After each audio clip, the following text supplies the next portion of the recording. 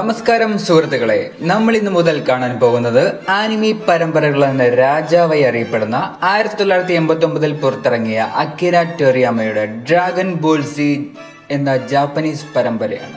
Dragon Ball Z Saiyan സാഗയുടെ episode 0 കാണുന്നതിനായി Kerala story explainer എന്ന യൂട്യൂബ് ചാനലിലേക്ക് എല്ലാ കൂട്ടുകാർക്കും സ്വാഗതം. അധികം വലിച്ചു നീട്ടുന്നില്ല, നമ്മൾക്ക് കഥയിലേക്ക് കടക്കാം. കഥയുടെ തുടക്കത്തിൽ നമ്മൾ കാണുന്നത് മനുഷ്യർ വാഴുന്ന ഭൂമിയിൽ നിന്നും വളരെയേറെ ദൂരെ സ്ഥിതി ചെയ്യുന്ന പ്ലാനറ്റ് വെജിറ്റ എന്ന ഒരു അന്യഗ്രഹമാണ്. പ്ലാനറ്റ് വെജിറ്റയിലെ അന്യഗ്രഹവാസികൾ സയാൻ പ്രൈഡ് എന്ന അമാനുഷിക വംശത്തിൽപ്പെട്ടവരായിരുന്നു.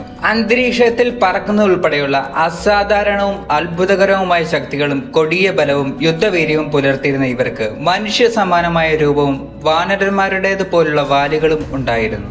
സയാൻ വംശത്താൽ തനിക്ക് ആപത്തുണ്ടാകുമെന്ന് ഭയന്ന് പ്ലാനറ്റ് വെജിറ്റ നശിപ്പിക്കാൻ ഫ്രീസ എന്ന ഒരു അസുര രാക്ഷസൻ തന്റെ ഫ്രീസ ആർമിയുമായി എത്തുകയും പ്ലാനറ്റിന്റെ വെളിയിൽ വെച്ച് തന്നെ പടത്തലവൻ ബർഡോക്കും മറ്റ് സയാന്മാരുമായി യുദ്ധത്തിൽ ഏർപ്പെടുന്നു. കൊടൂരമായ യുദ്ധത്തിൽ വളരെയേറെ സയാന്മാർക്ക് പരിക്ക് പറ്റുകയും ഒരുപാട് പേർ മരിച്ചു വീഴുകയും ചെയ്യുന്നുണ്ടെങ്കിലും അവരുടെ യുദ്ധവീര്യം മൂലം പിന്നെയും അവർ യുദ്ധം തുടർന്നുകൊണ്ടേയിരിക്കുന്നു.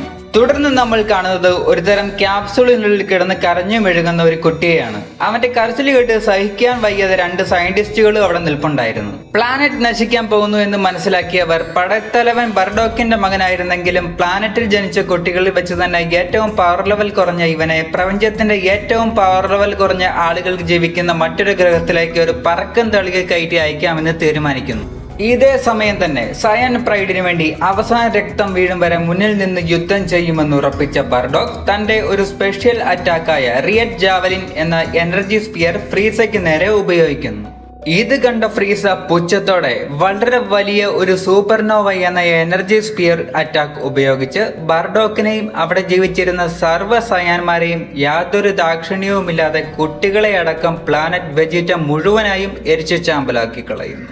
എന്നാൽ പ്ലാനറ്റ് വെജിറ്റയും ബർഡോക്കും നശിക്കുന്ന അതേ നിമിഷം തന്റെ മകൻ ഒരു പറക്കം തളികയിൽ പ്ലാനറ്റ് ചാമ്പലാകുന്നതിന് തൊട്ടു മുൻപ് ദൂരേക്ക് പറന്നകലെന്ന് ബർഡോക്ക് കാണുന്നു. തന്റെ ഇളയ മകൻ കാക്കറോട്ട് മരിച്ചിട്ടില്ലെന്ന് മനസ്സിലാക്കുന്ന ബർഡോക്ക് സന്തോഷിക്കുന്നു.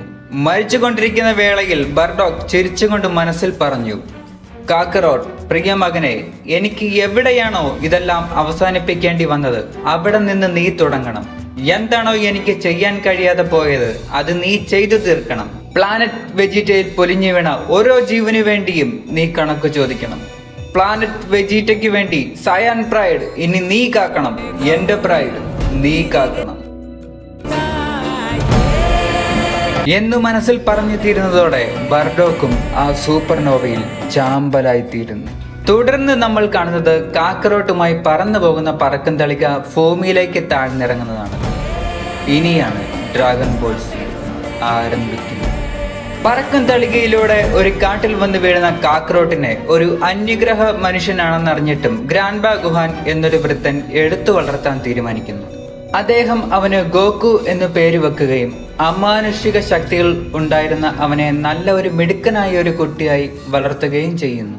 വർഷങ്ങൾ കഴിഞ്ഞു പോകെ ഗോക്കു വളരുകയും വളരെ ആരോഗ്യത്തോടെയും സന്തോഷത്തോടെയും കാട്ടിൽ വസിക്കുകയും ചെയ്തു. എന്നാൽ ഇതിനിടയിൽ ഗ്രാൻഡ്ബാ ഗുഹാൻ മരണപ്പെടുകയും ഗോക്കു ഒറ്റപ്പെട്ടു പോവുകയും ചെയ്യുന്നു. ഗോക്കുവിന്റെ അടുത്ത് ബുൽമ എന്നൊരു പെൺകുട്ടി വരികയും അവർ തമ്മിൽ സൗഹൃദത്തിലാവുകയും ഉണ്ടായി. ബുൽമയിൽ നിന്നും 7 ഡ്രാഗൺ ബോളുകൾ ഉണ്ടെന്നും അവ ചേർത്ത് വച്ചാൽ അതിൽ നിന്ന് ഷെൻഡ്രോൺ എന്നൊരു ഡ്രാഗൺ വരുമെന്നും എന്തൊരാഗ്രഹം തന്നെ ചോദിച്ചാലും അത് നടപ്പിലാക്കി തരുമെന്നും ഗോക്കു മനസ്സിലാക്കുന്നു. ബുൽമയോടൊപ്പം ഗോക്കുവും ഡ്രാഗൺ ബോളുകൾ തേടി നടക്കുവാൻ ആരംഭിക്കുകയും ചെയ്യുന്നു.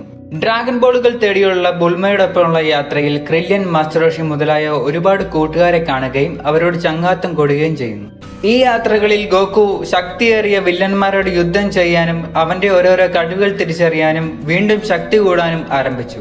കിങ് പിക്കലോ എന്ന വളരെ ശക്തിയേറിയ ഒരു അസുരനുമായി കുട്ടിയായിരിക്കുന്ന ഗോക്കു യുദ്ധം ചെയ്യുകയും കിങ് പിക്കലോയെ ഒരു സ്പെഷ്യൽ അറ്റാക്കിലൂടെ കൊല്ലുകയും ചെയ്യുന്നു. കിങ് പിക്കലോയുടെ വായിൽ നിന്നും വന്ന ഒരു മുട്ട വിരിഞ്ഞ് ജൂനിയർ പിക്കലോ ഉണ്ടാവുകയും വർഷങ്ങൾ അവൻ കാത്തിരിക്കുകയും വളരെയേറെ ട്രെയിനിങ്ങുകൾ ചെയ്തുകൊണ്ട് ഗോക്കുവിനേക്കാൾ ശക്തികൾ ആർജിച്ച് പിതാവായ കിങ് പിക്കലോയെ കൊന്നതിന് പ്രതികാരം ചെയ്യാനായി ഗോക്കുവിനോട് യുദ്ധം കുറിക്കുകയും ചെയ്യുന്നു. വളർന്നു വലുതായ ഗോക്കുവും പിക്കലോയും യുദ്ധം ചെയ്യുന്നുണ്ടെങ്കിലും ഓരോ യുദ്ധത്തിന് ശേഷവും കൂടുതൽ ശക്തനായി മാറുന്ന ഗോക്കുവിനെ പരാജയപ്പെടുത്താൻ കഴിയാതെ പിക്കലോ അമ്പയെ തോൽക്കുന്നു. എങ്കിലും തോൽവി സമ്മതിക്കാനാവാതെ താൻ കൂടുതൽ ശക്തനായി വന്ന് ഗോക്കുവിനെ കൊല്ലും എന്ന് വെല്ലുവിളിച്ചുകൊണ്ട് കിങ് പിക്കലോ അവിടെ നിന്നും അന്തരീക്ഷത്തിലൂടെ പറന്നു പോകുന്നു. 5 വർഷങ്ങൾ കടന്നു പോകുകയും ഗോക്കു ചീച്ചി എന്ന ഗ്രാമത്തലവന്റെ മകളെ കല്യാണം കഴിക്കുകയും സന്തോഷകരമായി ജീവിക്കുകയും ഒരു ആൺകുട്ടി ജനിക്കുകയും അവന് തന്റെ ഗ്രാൻഡ്പയുടെ ഓർമ്മയ്ക്കായി ഗുഹാൻ എന്ന് പേരിടുകയും ഗോക്കു ചെയ്യുന്നു.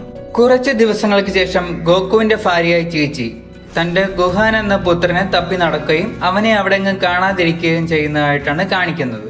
ഇതേ സമയം തന്നെ ഗോക്കു കാട്ടിൽ പോയി തന്റെ ഉരുക്കു ബലം കൊണ്ട് ഒറ്റയടിക്ക് ഒരു മരം പിഴുതെടുക്കുകയും വിറകനായി ഒറ്റയ്ക്ക് ചുമന്നുകൊണ്ട് വീട്ടിൽ കൊണ്ടിടുന്നതായും കാണിക്കുന്നു. ചീച്ചി ഗുഹാനെ കാണുന്നില്ല എന്ന് പറഞ്ഞത് കേട്ട് ഗോക്കു ഗുഹാനെ തപ്പാൻ പോകുന്നു. നിംബസ് എന്ന മഞ്ഞ മേഘത്തിൽ കയറി ആകാശത്തുകൂടെ ഗുഹാനെ തപ്പി നടക്കുന്നു. വർത്തിയായ പ്യൂർ ഹാർട്ടുള്ള ആളുകൾക്ക് മാത്രമേ നിംബസ് എന്ന മഞ്ഞ മേഘത്തിൽ കയറി യാത്ര ചെയ്യുവാൻ സാധിക്കുകയുള്ളൂ. ഇതിൽ കൂടി തന്നെ ഗോക്കു നല്ല ഹൃദയമുള്ള ഒരു വ്യക്തിയാണ് എന്ന് മനസ്സിലാക്കാൻ സാധിക്കുന്നതാണ്. കുറച്ചു നേരം നടന്ന പരിശ്രമത്തിനൊടുവിൽ ഗുഹാനെ തപ്പി നടക്കുന്ന ഗോക്കു ഗുഹാനെ കണ്ടുപിടിക്കുന്നു.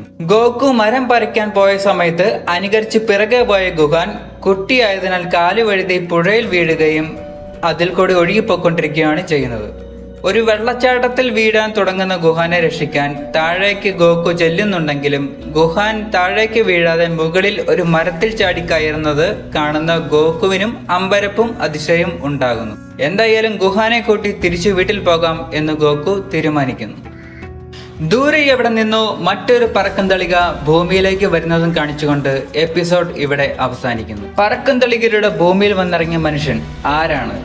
അജ്ഞാതനായ മനുഷ്യൻ എന്തിനാണ് ഇവിടെ വന്നത് എന്നുള്ള ചോദ്യങ്ങൾ അവശേഷിപ്പിച്ചുകൊണ്ടാണ് ഈ എപ്പിസോഡ് ഇവിടെ അവസാനിക്കുന്നത്.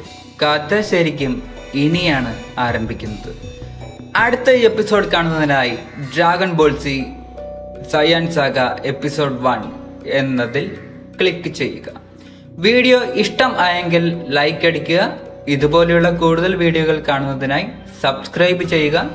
അഭിപ്രായങ്ങളോ നിർദ്ദേശങ്ങളോ പറയാനുണ്ടെങ്കിൽ കമന്റ് ബോക്സിൽ രേഖപ്പെടുത്തുക. നന്ദി, നമസ്കാരം.